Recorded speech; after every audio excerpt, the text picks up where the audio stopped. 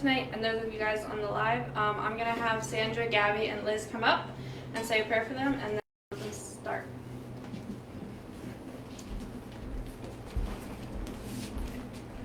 My one on the other side. Dear God, thank you for tonight. Thank you for these three amazing women that decided to come and share with us tonight about their lives and the struggles they've gone through and the different things. God, I just pray that you're with each of them and give them the grace and strength to share with us tonight whatever you lay on their heart. In Jesus' name, amen. Amen.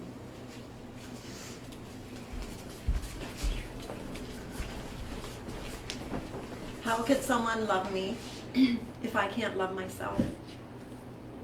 I'm the broken-hearted woman standing before you tonight. In John, the story of the woman at the well, just coming to Jesus in all brokenness, but in awe of God's grace, love and mercy and healing that he has brought in my life. It doesn't matter where you're from or what you've done. He wants you just as you are. He's not waiting for you to get it together. He's not waiting for you to get it together until he can use you, but he wants you as a broken vessel. And that's where I find myself serving God in the midst of my weakness, in the midst of my imperfections, in the midst of my brokenness is where I find myself serving him today. I'm Sandra Burkholder. I'm a wife, a mama, a warrior, a Jesus follower. I'm married to Dwayne Burkholder. He is my Mr. Steady, my rock, very predictable type of man. He's a man of few words, and that completes me. His quiet strength keeps me grounded. When I took his last name, God smiled on me, and he gave me proof of his love. 6 boys, ages 14 to 2. My days consist of learning to live life on the edge, and my slogan is doing dangerous things safely. Why choose walking on the level ground when you can be on the rooftops getting a spectacular view? And it's far more adventurous running around the rooftops rather than on the ground where we're supposed to be, right? Eat more squirrel, it tastes like chicken, so they say. An outsider, maybe an outsider looking in to raising boys, it may look messy, loud and wild. But honestly, there's so many tender moments. Lots of feelings, emotions, and compassion. I have heard, "Will you marry me, Mommy?" And at the grocery store, my cart was piled so full that someone asked me if I work at a food bank. And I've gotten a call from the teacher saying, "Happy birthday. I heard it's your birthday today, and I also hear that you're a cougar now." Okay, I'm not that old. But coming from my 10-year-old, apparently he's maybe heard his daddy one too many times. Motherhood is the greatest gift that I never knew that I needed. So this is just a little about me. Tonight, I plan on sharing how God led us to serving the lost, broken, and unbelievers in the city of Redding. God maybe hasn't called you to serve in Redding, but he has called each one of us to be his servants. And I'll just read this to you here about servanthood. Being a servant doesn't always look beautiful. It requires sacrifice, getting our hands dirty, and may often go unnoticed. The good you do today may be unappreciated tomorrow. Mother Teresa said, "Give your hands to serve and your heart to love." You alone may not change the whole world, but each of us can make such a small offering of service that ultimately creates for deeper change. The revolution starts with you and me, An act of service can reach a wound that only compassion can heal. For it is in the giving that we receive. There's a Chinese saying, if you want happiness for a day, do something you love. If you want happiness for a year, inherit a fortune. If you want happiness for a lifetime, help someone. No act of service is too small when done in love. Anyone who gives a cup of cold water in my name will surely be rewarded. Jesus. So my teacher, she gave me this plaque with my name on it. I was about 10 years old. And on that plaque was the meaning of my name as well. And it said, helper mankind. And when I got that, I didn't know that I really loved it because it didn't sound like my name had a really cool meaning. It was just confusing a little to me what that meant. But I think it was on that day that my passion was ignited for a better understanding of the meaning. What does that mean for my life? So 10 years later, I found myself sitting alongside my young husband in a church pew, listening to the pastor expressing that there was a need for Shiloh Mennonite Church. And he proceeds in saying, if God is calling you, go. And not only did he say it one time, but he said it twice. He said, go, go. I felt this like pressing on me. In fact, I couldn't even get to my feet, and I knew that God was calling me. And so, as we were on our way home from church, I expressed my feelings, what had taken place, and I wondered if he had felt anything. And he looked at me kind of shocked and a little surprised, and he said, I definitely felt what you're describing. And he said, all I can hear is the word go. And so we went. We went. So I'm going to show you a clip of our Bible school this past summer.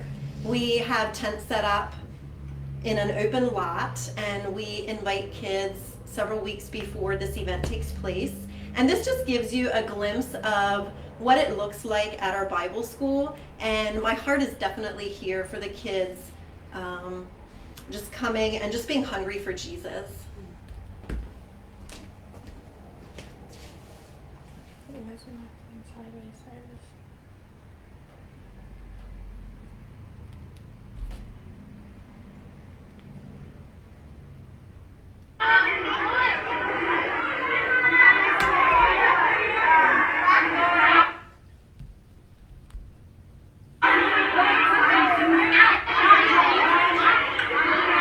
And they just keep coming.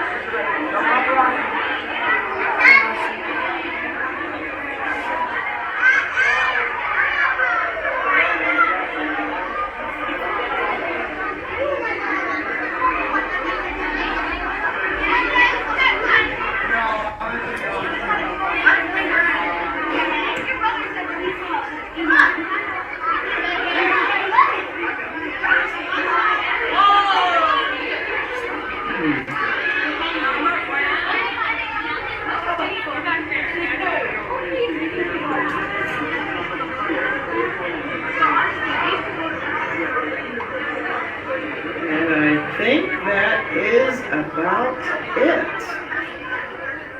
Some of these are helpers,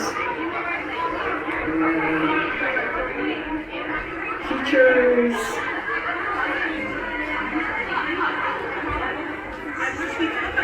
Here comes Beatrice. What age is this?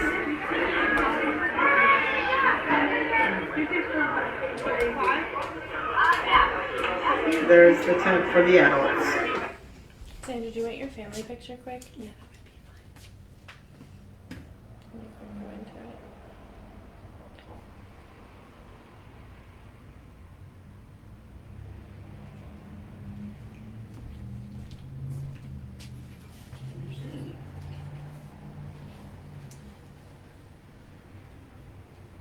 So 16 years of watching God do some of his most beautiful work in the hearts of the people in the city of Reading.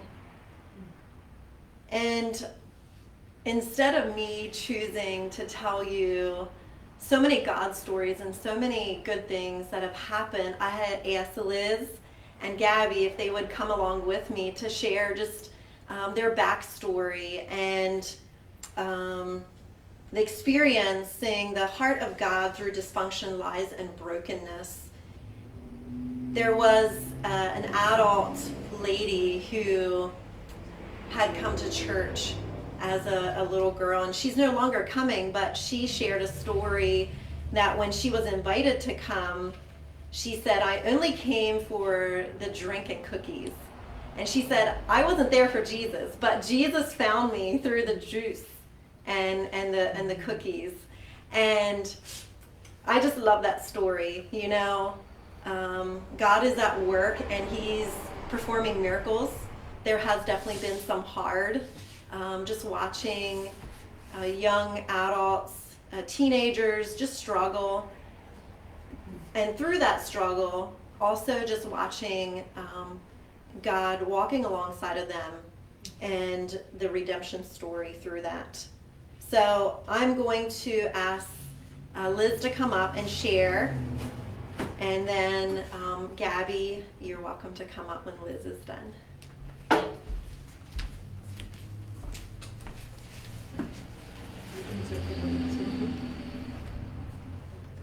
Got my tissues because I know I'm gonna need them. Hello, my name is Liz Neer. I know Sandra since I was a little girl. I can't remember if she mentioned that or not, but I grew up in Reading. I am adopted. I can't even give you the exact number, but I have 21 siblings. I think I'm number 18, I think. Okay, but it's not that crazy because I'm adopted, so it's like my adopted parents have children, and then my biological parents, they got divorced and had children together, but also separated. So yeah, it's kind of shows you right away the dysfunction in the dysfunction that I was kind of brought up into. I'll share a little bit about how I grew up and then kind of how I was brought to Shiloh and my journey there. I said I was adopted. My aunt and uncle, so I was adopted by my great aunt and uncle, so it would have still been family, but I was never really connected with my biological family. I was an only child at home, so I don't know what it's like to grow up with siblings. My parents were very, they disassociated with life, it seemed like. So while people saw them as like very friendly and outgoing, it was like a different story at home. And so I feel like growing up, I basically kind of raised myself, and that was hard because I had no idea what I was doing, and I knew I had a moral compass, so I knew what was right from wrong, but I didn't know what was right from wrong at the same time. As far as the connection I had to my biological family, it was always very, my mom, the story of how I was, because I was the only one who was really given away, I guess. My mom just talked, or my aunt and uncle talked to my mom, and were just like, oh, I never had the full true story, but this is what I was told, is that they talked to my biological mom, and they were like, oh, like, we would like, you know, you have a lot of kids, so we could take her if you want, if it's a girl. And so they basically just passed me on, and that was something that always burned in my heart. Like, why? Like, even though it was probably the best thing, I mean, it was the best thing that happened, but it was always hard. It always was something that in the future made me struggle with my identity and feeling accepted and loved. And my dad wasn't really in the picture, like he would say that he fought really hard, and I think he did behind the scenes, but that was never shown to me. To me, what was portrayed is your dad doesn't want you, your dad doesn't love you, your dad doesn't care about you. That was the picture that was painted to me by the family that I was actually brought up in. I know they didn't mean it like that. Like I don't really, we don't talk about it, but I know they didn't mean it like that. But it was just more of like they wanted me to choose them rather than leave. They were afraid that if I felt loved and felt happier with my biological family, I would just leave, which was very far from the case. So let's talk about my growing up at home. So I'm very much just flying off of this, what comes into my head. So it might be a little all over the place, so I apologize. But I want to center what I'm talking about, the lies that I grew up believing and where they kind of came from. As I was processing throughout the week to come and share with you guys tonight, I had a memory that was unlocked for me that was very traumatizing that I totally forgot about until I was asked to share. It was really hard to talk about, and I never shared it with anyone until this week, so I'm going to share it with you guys. I remember my mom would be so angry. When she gets angry, she was explosive. You got cabinets swinging shut and words just flying very aggressively. And I don't even remember what she was mad about. I knew she was angry with me. And I remember asking for her forgiveness. And she would just stand there. She wouldn't look at me. And I remember going to sleep and not being able to sleep. And I remember thinking, what if my mom would die and I didn't get her forgiveness?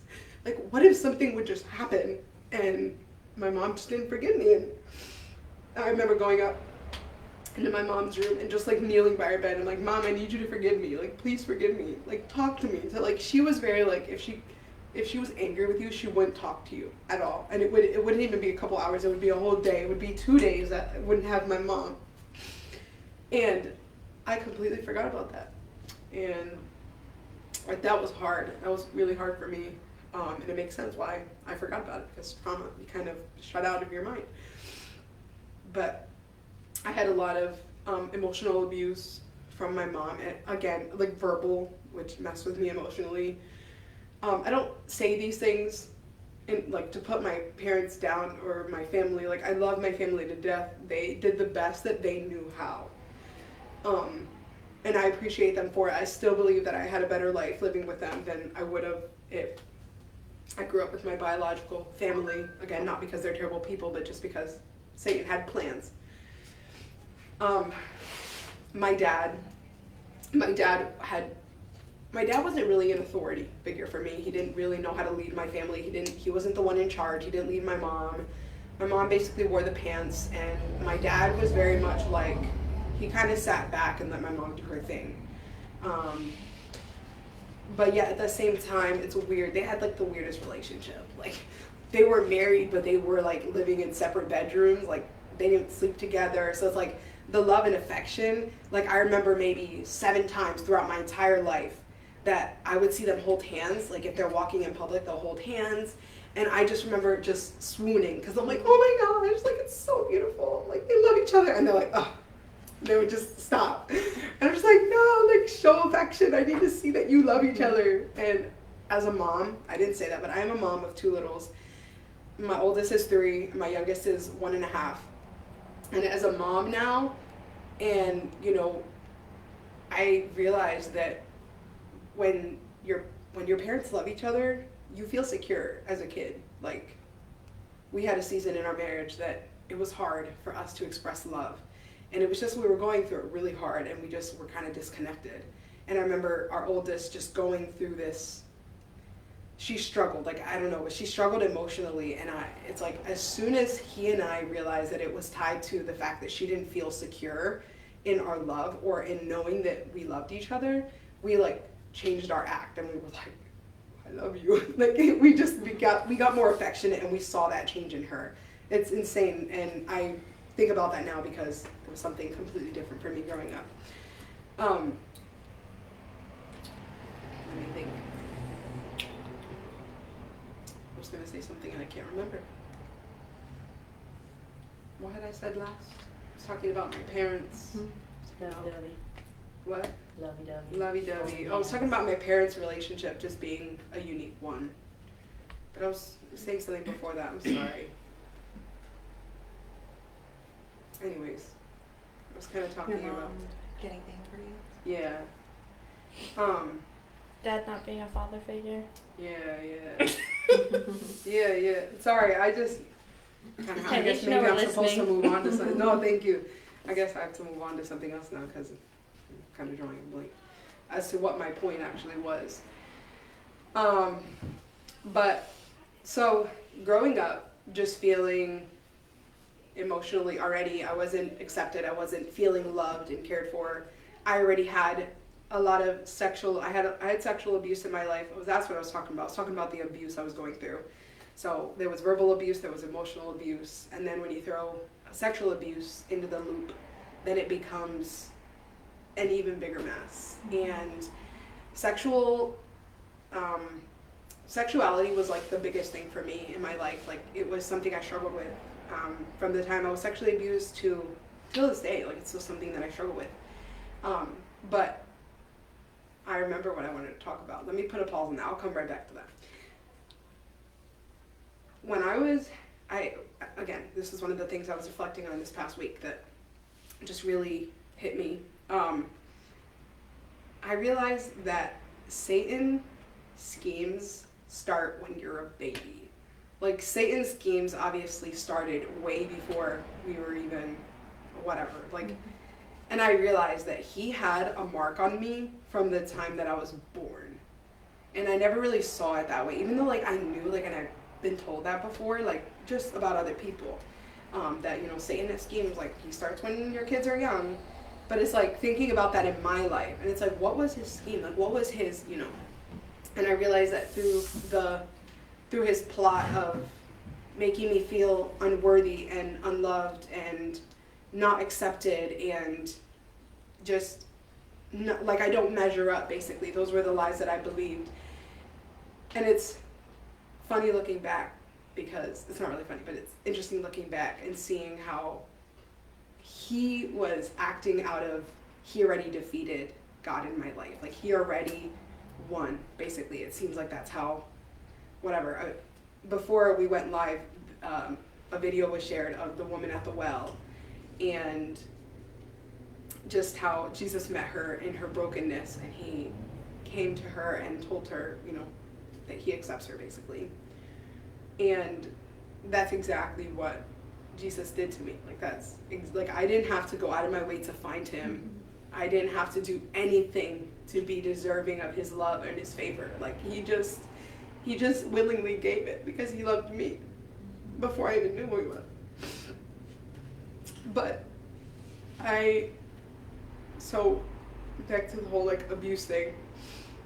I was going through this abuse and trying to deal with the trauma and the hurt and again, those were from the sexual abuse. I thought these people that hurt me thought I was an easy target. Again, they thought that they could, I don't know. I don't really know what their goal was other than self-pleasure for themselves. But there's redemption that came out of it. My mom, I'll tell you the story a little bit. My mom was on this trip with me out of state, and I was young, and we were with family, and I won't go into too much detail, but it happened, and I remember going to my mom's room and crying and telling her that I didn't want to go sleep in there. I didn't want to be in where I was. And she just yelled at me, and go back to bed. Go back to bed with whoever you're with. And I just, crying, went back to the situation that I just walked out of to find help. Years later, I did not tell my mom until I was 17. I didn't even tell my mom, someone else did. I was like 16 or 17, and when she found out, she was angry. Like, I'm telling you this because this is where redemption began for me. Like, this is where redemption and healing came with me and my family. or with my adopted parents. My mom was very angry with me and blamed me for the abuse and said it was all your fault. Like, what did you do to provoke it? If you wouldn't do X, Y, Z, then it wouldn't have happened. And I lived with that for so long of just, it was my fault, or which I didn't understand, because to me I didn't feel beautiful, and I'm like, it's not like I'm pretty, like, and it was like the exact opposite, and that's probably why they targeted me, because they knew I wouldn't fight back, because I already felt unworthy, and they were like, easy target. But it's like hearing those words from my mom just like broke me. And I was at a girls' camp. I was at a girls' residential home, and like that's probably where I met God for like the very first time. I was a Christian then, but it's like that's where God met me. In that brokenness, I was going to find healing from all the abuse that I was put through, and I had a journal. And I think I was there for 9 months, and I journaled like 10 like books that I finished, because it was just me talking to God in these pages. And I just thought it was, I don't know, I was wanting to tie that into the woman at the well, because again, that was the first time that Jesus met me. I'm trying to think. I was saying something before that. Talking about my abuse and my mom, the redemption in that. I apologize for this being all over the place. Hopefully you can still follow. It's beautiful. Thank you. So, a year after I left this camp, my mom, whatever, I wasn't with my family at this camp, and I was separated from them. I talked to my mom finally afterwards, and like when I was home to stay, and she brought it up. And she apologized to me, and she just cried and basically said that she was sorry, and that she responded the way she did because she felt like a bad parent, because she was the one that was with me, and she was supposed to be the one to protect me. And like in that moment, like it was healing. It was healing for us there. Like it didn't take, like trust is broken so fast, but like, yeah, trust is broken really fast, and they say it takes a while to build. But like in that moment, like I knew that she was reflecting on her past. Like I knew that she was reflecting on how she's been acting. And like in that moment, after that, like after I came home, like me and my mom has been my best friend. Has been my best friend. My mom's like really old. Sorry, Mom. My mom's like old, and so I know I don't know God's time. I don't know how long I have with her, but my mom is my best friend. I tell her everything that God is doing in my life, I share with her, and she's encouraged. It's great. My dad, after I came back from this thing too, my dad was fully transformed.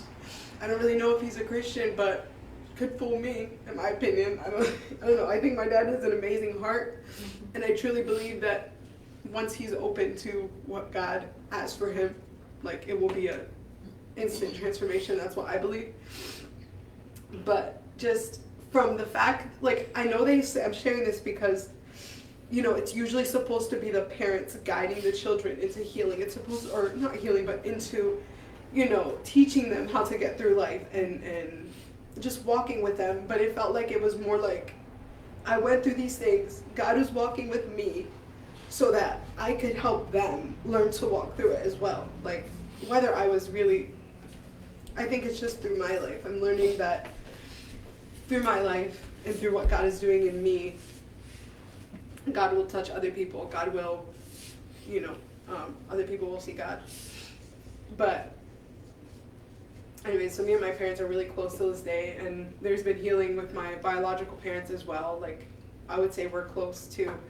I know it's a blessing. God's good. He's so good. But how I came to Shiloh was through my biological father.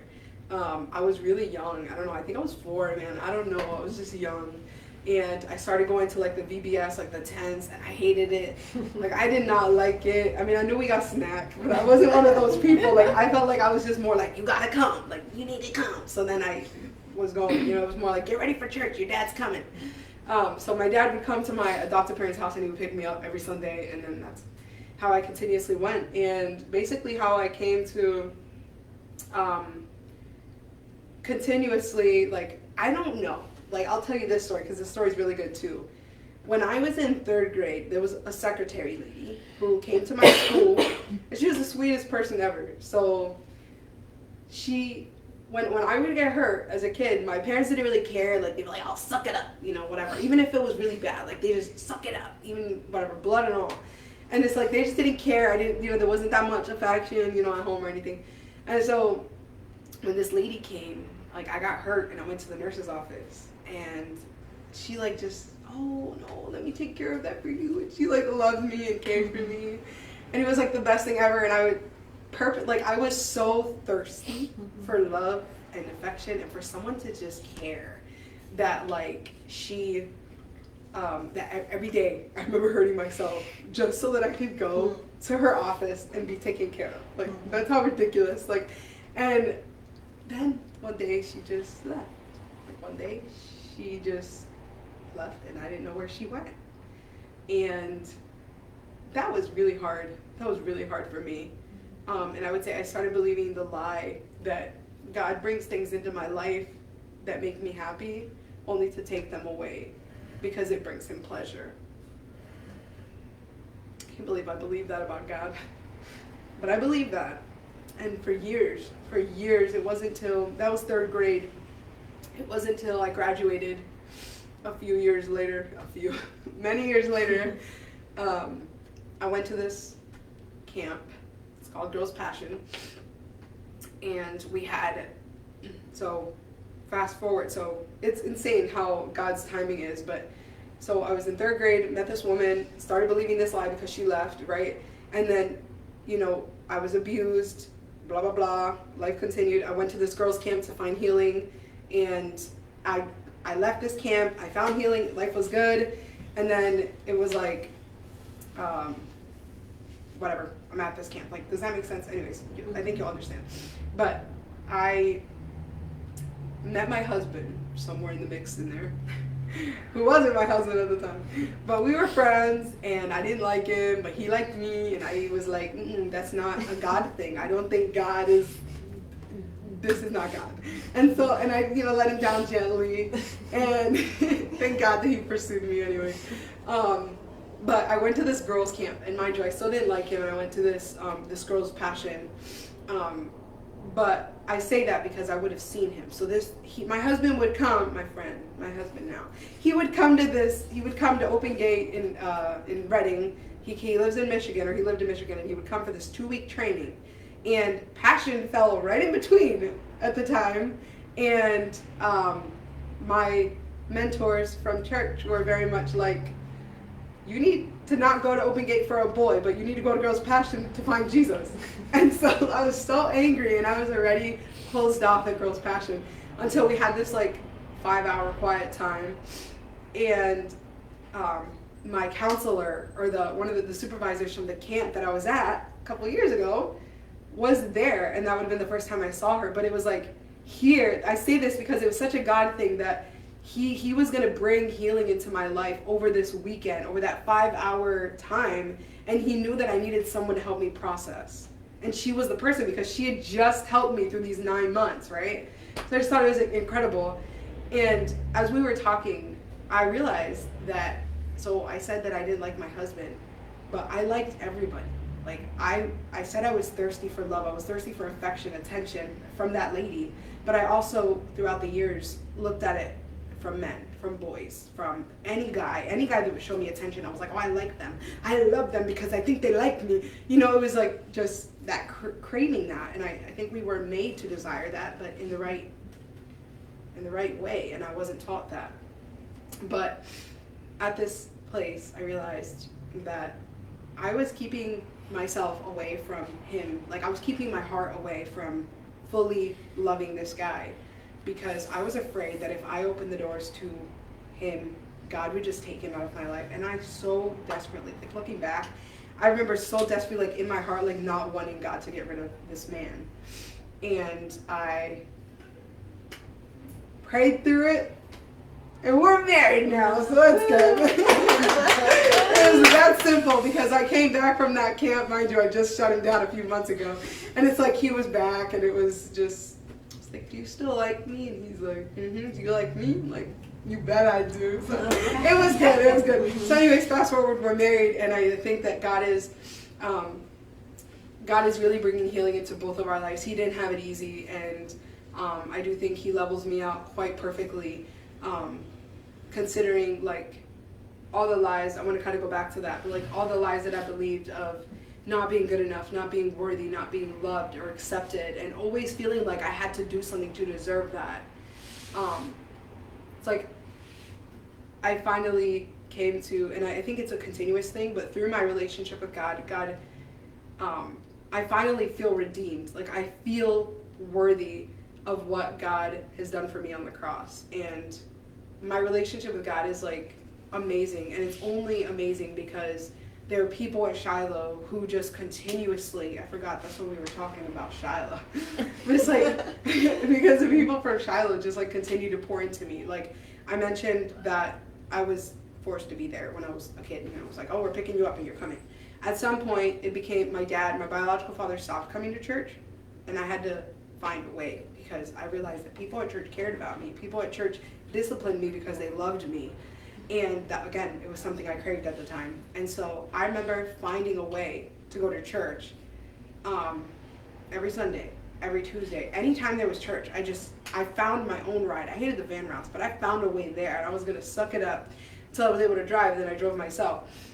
But it's like, it's just such a blessing when you find a group of people that genuinely care for you, people that aren't getting paid, but are coming to Tuesday night kids club or are teaching Sunday school class because they care about you, because they care about you knowing that God loves you, because they care about you believing just like they believe that God has a purpose for you.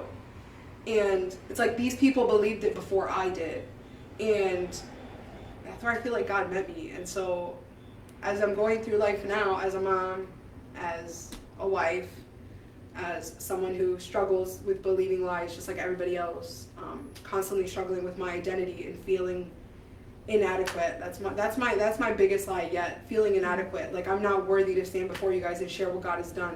How prideful is that of me? And I think that's definitely one of those things that I have to continuously just lay at the cross, because God has done so much in my life, and we're only at the tip of the iceberg.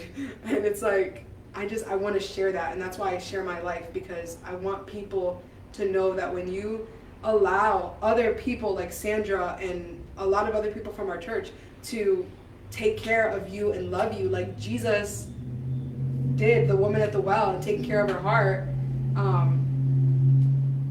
you're open to a whole world of possibilities. And like, it's so easy to look at life and be ashamed of being your happy self. I never knew who I was meant to be, because who I was being suppressed by the judgment of everyone I was around. And again, because I wasn't loved or accepted in the first place. So why would anybody want me?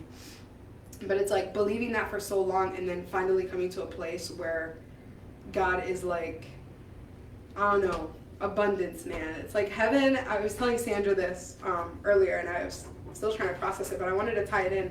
On the Bible app this morning when I opened it, it said, "Blessed are the poor in spirit, for the kingdom of heaven is theirs." And I just thought that just made me really emotional this morning when I read it, because it's like, I was a poor in spirit, and I still struggle with that. Like I struggle mentally and emotionally every single day, and I think that's why my relationship with God is so, like, we're best friends, and that's why I cling to when people are trying to speak into my life, because when I'm reminded that I'm nothing without God, I don't know, like it feels good to have somebody to lean on, to know that they got me, to know that again, that I don't have to do anything to earn that, but it just simply be me. Simply just, the kingdom of heaven is mine, whether I'm sad, whether I'm angry at God, whether I'm whatever, like, but because I love him, but because I'm choosing every single day to cling to him, to be vulnerable with him, and to just forsake myself, and to, does that make sense? Mm-hmm. It feels so good. So blessed are the poor in heart, or poor in spirit, for the kingdom of heaven is theirs.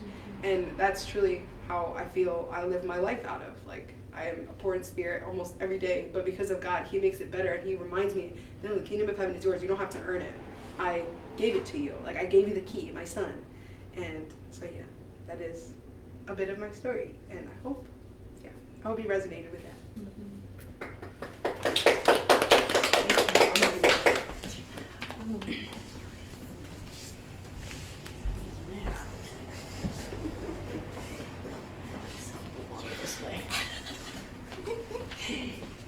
Can you see me over this? You're good. Sandra, your tiptoes. No, my name is, I'll start with an introduction, that way it makes sense for later. So, my name is Zook. I am 26 years old. I shouldn't be old enough to forget, but I do forget. I'm a wife, I am a mother to two, going on this one again. I am 21, almost 22 weeks. And I am a homesteader. I raise dairy goats, I raise meat rabbits, I raise chickens and eggs. Well, chickens for eggs, quail for eggs, meat, turkeys, do a lot of things. And I would say if you would have told me 10, 15 years ago that I would be here now, like where I am, I probably would have laughed at you. So I'm gonna try to make this like make sense, because I was gonna be this prepared person, you know, like wrote stuff out, but like maybe it's the Hispanic in us that, you know, just shoots from the hip and calls it good. So like Liz had said, when you experience trauma in your life, at least for me, and it seems like a lot of people, one of the things that the main reaction is to suppress and forget. So in reality, I don't exactly remember the first about 10 years of my life. Simply because, like, my growing up was, I mean, we'll get into it. Like, my father was a druggie and an alcoholic. He's in AA. I think he's doing better. He still like smokes. I don't think he does like quite hard drugs like he used to. And my mother is and still is and was a narcissist. Basically, everything was about her. She can't do anything wrong. And so, as a child growing up with those two very broken people break people.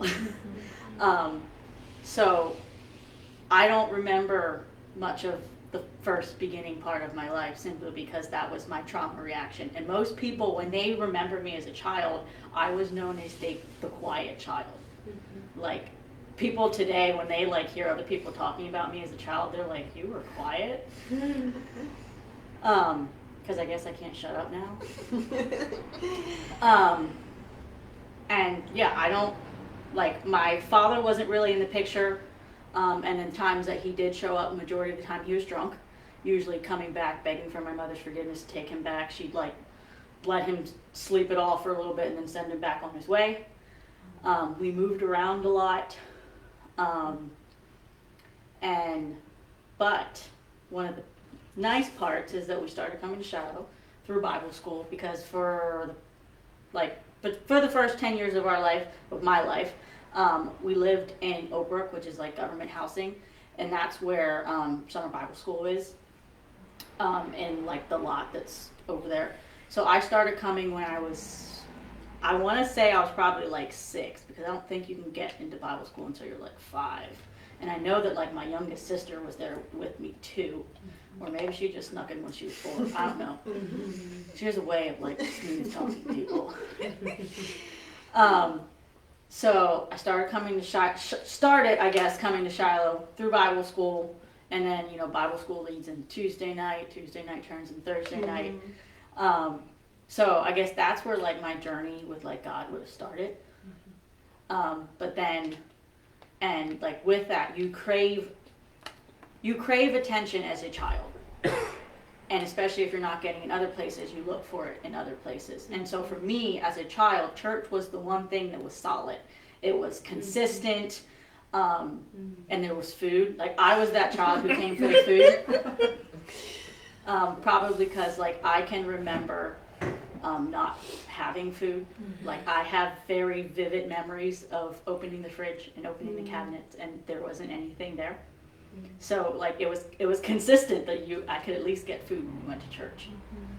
And then it was through Bible school that I actually became a Christian when I was about 11 years old. And I forget all the details, but, like, basically, like, you know, the story of Jesus was given.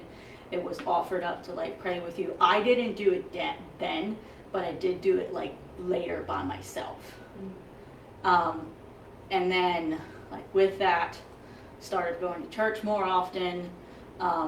I became the, you know, black sheep of the family because, like, I became a Mennonite and started wearing a veil and everything because we were going to Shiloh.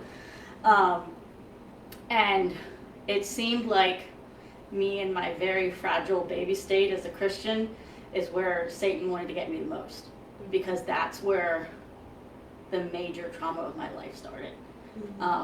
So I became a Christian, I was about 11 years old, and from the time that I was 11 years old until the time I was about 13, I was sexually abused for 2 years, consistently. So it seemed like in that, I'm not a crier, man. Pregnancy hormones. I'm gonna blame it on that. There's some tissues. Yeah, sure. But so that was really hard for me, like being a new Christian, and you know, you're trying to learn as much as you can because you know that's what you want to do. You want to learn about Jesus, you want to know what he teaches, you want to know all these things. And so, like, I'd go home and all this, like, stuff would happen, and I'd go to church, and like you said, I was the quiet person, so I didn't tell anybody. And I probably didn't tell anybody what happened until I was almost 18. And the only reason that it happened is, so I like to say that I'm adopted, which in every sense but the legal word I am. So about the time that I was like 15, almost 16, we moved in with what I consider my parents. Like, when I talk about my parents, I'm talking about my adopted parents. Because to me, they are the ones who deserve that title of mom and dad. And respectfully, I will still call, like, you know, my biological mother and father, like, mom and dad. But, like, my adopted parents are the ones that earn that title. And so about the time that I was like 15, it's a whole long story about like how it all like came to be, but we ended up basically, like, my mom gave up guardianship to them, and I have lived with them since about, I was almost 16, so 15, 16. And yeah, they really helped me work through all of the, like, the trauma from as a young kid until we came into their home, probably because they were not satisfied with the answer that I'm fine. Because as much as I didn't like it in the moment, the pushing and the prodding is what brought me to be who I am today, and I'm grateful for it, I'm thankful for it. But yeah, like, I still struggle with expressing feelings sometimes, just because, like, that's what I'm used to. That's just my response. Getting better. My husband is very good because he does not like to leave things alone.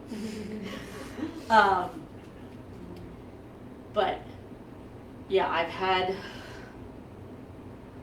life is good, and God is good. And the one verse that stays with me is 1 Peter 5:7, which is, cast all your cares on him because he cares for you. And it took me a while to fully, like, accept that verse, because for me, as like a 16-year-old, hearing that verse, I'm like, you don't know what has transpired in my life. And God doesn't care, because if God cares, he wouldn't let it happen. And I guess I've now come to the knowledge that why I don't wish my childhood on anybody, it has made me the person that I am today.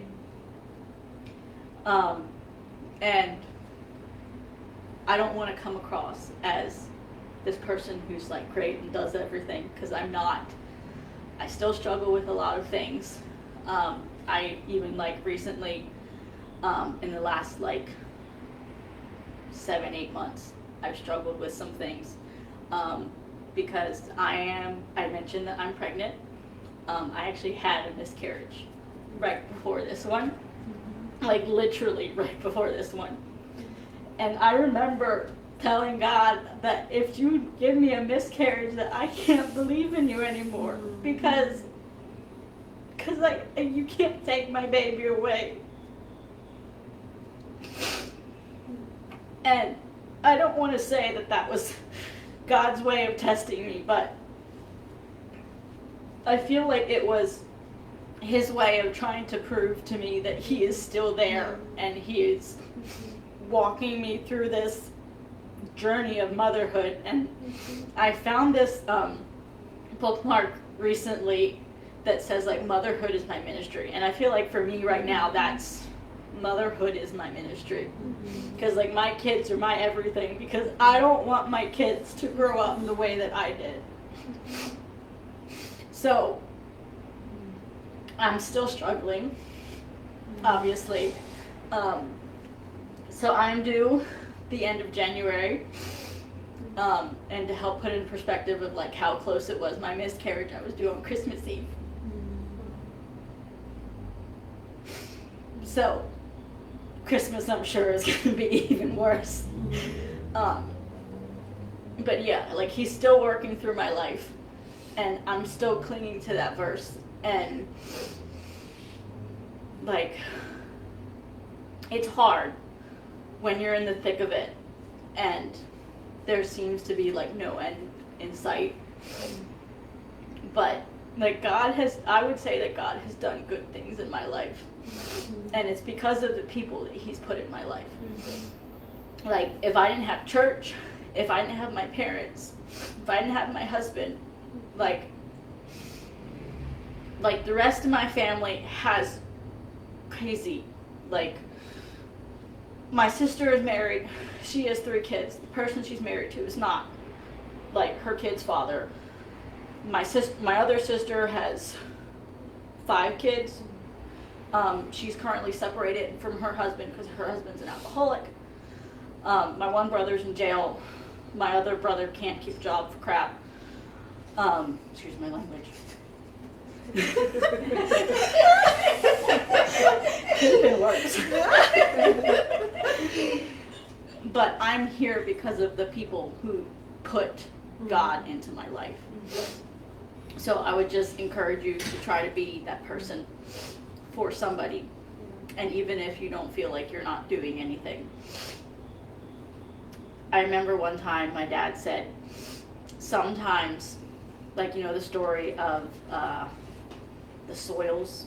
Anybody remember when I talk about those stories, like the fertile ground and the thorns? He's like, sometimes you're the person who plants the seed, but you're not always the person who waters it and watch it grow and watch it thrive.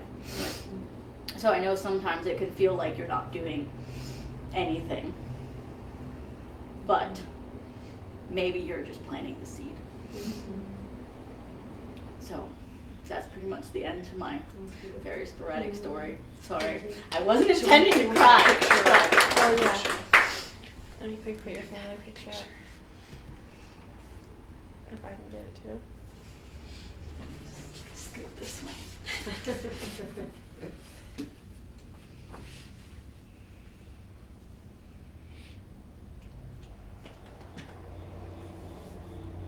Would you like to tell everyone who they are? Well, those are my two redheads that, you know, people don't think look like me.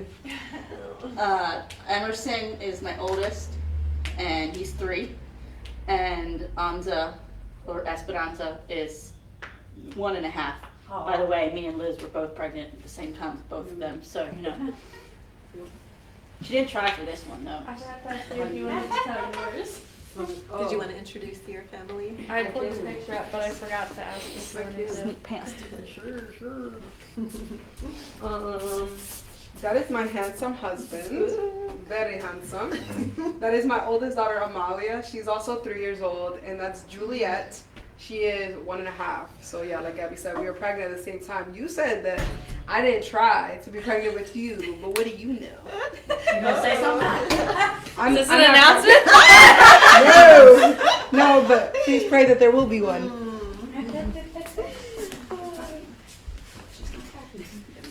Did you have anything else? No. Okay, I just want to make sure. Yeah. Thank you ladies all for sharing. I would like to say I went to Shiloh Bible School from probably 6 years old to just like last couple years, and it's very true what they all say. Sandra was always the one with the coolest classroom. Like she always had the decorations to the T. Gabby you could always trust on to be there and being taking care of something, and Liz is just all over the place. She could be in a classroom or halfway down the street. But that is all I have, so I'm gonna shut down the live.